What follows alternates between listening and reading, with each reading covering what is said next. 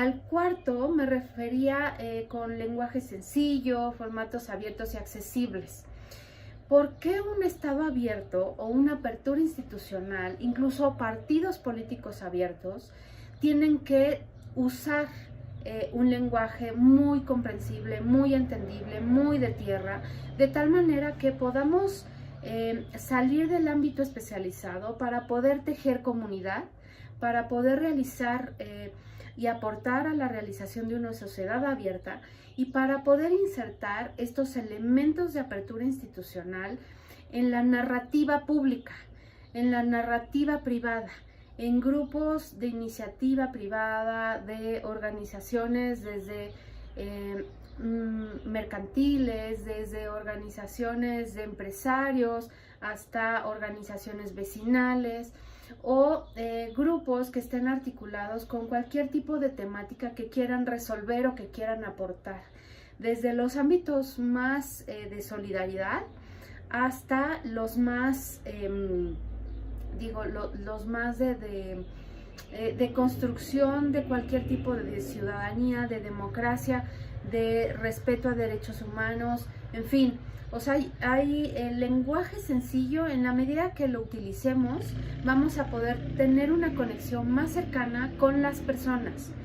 No solo, digamos, desde el ámbito institucional y del lenguaje formal, oficial, público, legal incluso, sino, insisto, para generar comunidad. Entonces, la apertura institucional también nos facilita esa generación, ese arraigo, esa identidad, esa contribución a la cultura democrática. Y eso es bien importante hacer referencia a una de las características que comentaba, que son los formatos abiertos y accesibles. ¿Por qué debemos de tener formatos abiertos? Porque lo que nosotros generemos como sujetos obligados a ser transparentes, a rendir cuentas, a dar información, a ser incluso fiscalizados, implica que generemos la información en formatos adecuados, que sean reproducibles, que cualquier persona pueda hacer un análisis de comportamiento institucional o poder hacer búsquedas muy concretas de información, de tal manera que un formato accesible implica tener, digamos, Excel, tener Word, poder abrir los documentos y hacer una revisión de ellos sin que sean, por ejemplo, imágenes o que sean simples imágenes, digamos, de copias. Hay imágenes que sacamos una foto y no podemos escanear esa foto, nada más nos presenta una imagen, pero digamos, visualicemos que un formato abierto puede ser toda una sentencia escrita de un procedimiento legislativo un proceso judicial, el cual pueda tener una revisión de qué criterios se utilizaron para tomar una definición de sentencia. Entonces, de sentencia, en fin, de resoluciones, el ámbito es realmente grande. Incluso en ese sentido, la parte de formatos accesibles, quisiera comentar que va enfocado a los grupos que tienen alguna condición especial, alguna condición distinta, o que la accesibilidad, por ejemplo, alguna condición distinta, me refiero, por ejemplo, a si hay una lengua indígena que tenga que adaptarse la información a ella, o bien que podamos tener la información en una posibilidad de rotular los videos o los audios que podamos poner en línea, de tal manera que la accesibilidad también implica incluso encontrar la información. O sea, muchas veces lo que hemos venido observando es que nosotros como organismos garantes revisamos que la información esté en las plataformas nacionales de transparencia y en los sitios web de transparencia de las instituciones, de los sujetos obligados, en el apartado de transparencia. No revisamos más allá del apartado, de tal manera que puede estar completa, pero por ejemplo no tener un buscador, puede estar completa, pero no tener formatos abiertos, de tal manera que navegamos en un mundo muy complicado en términos de cantidad de información que no podemos encontrar de manera fácil, de manera accesible. Por eso este elemento de apertura institucional es bien importante tenerlo. Y lo vinculo con el quinto elemento, que es el de memoria y archivo.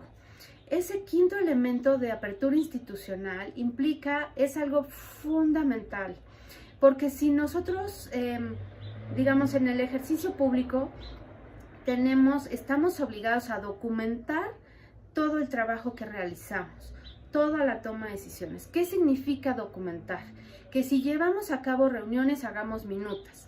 Que si llevamos a cabo reuniones formales, tomemos video y hagamos actas de sesiones. Que si tenemos reuniones de mesas con vecinos, en fin, con distintas problemáticas o incluso de parlamento abierto, y que llevemos actas de acuerdos, ¿no? Que sustentemos conversiones estenográficas, que realicemos videos, de tal manera que podamos dar una secuencia a cualquier toma de decisiones que se realice. ¿Por qué hicimos esta licitación? ¿Por qué motivo hicimos una adjudicación directa? En fin, o sea, documentar es el acto más esencial del Estado, del mundo público, y si no documentamos, si no generamos una memoria y si no articulamos y clasificamos un archivo, no hay manera de generar un Estado abierto. Por supuesto, ni siquiera podríamos hacer una revisión de rendición de cuentas, una fiscalización, auditorías, no podríamos revisar que se cumple con transparencia. En fin, o sea, hay una serie de connotaciones paralelas y consecuencias en las deficiencias de un archivo, de tal manera que la memoria y el archivo institucional tienen que ser indispensables para la apertura institucional. E insisto, o sea, la apertura no solo, y me gustaría terminar esta idea con que la apertura institucional no solo implica el ámbito de lo público, también implica el ámbito de lo privado, porque la idea es generar una sociedad abierta.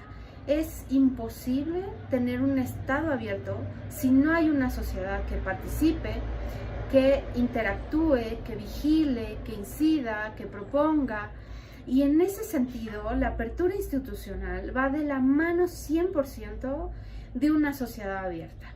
De tal manera que los 5 elementos de transparencia y rendición de cuentas, de participación y co-creación, de integridad y prevención de conflicto de intereses, de lenguaje sencillo, formatos abiertos y accesibles, y de memoria y archivo, estén completamente cotejados, circulados, y puedan hacer los cimientos mucho más sólidos de un Estado abierto. De tal manera que esos son los elementos que yo acercaría para esta parte de sensibilización.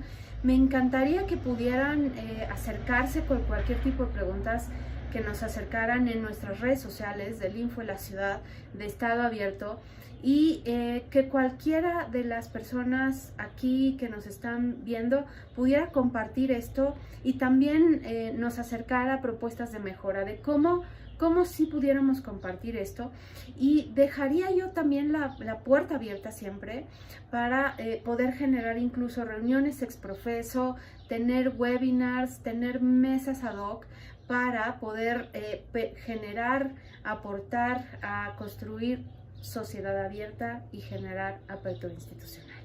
Muchas gracias.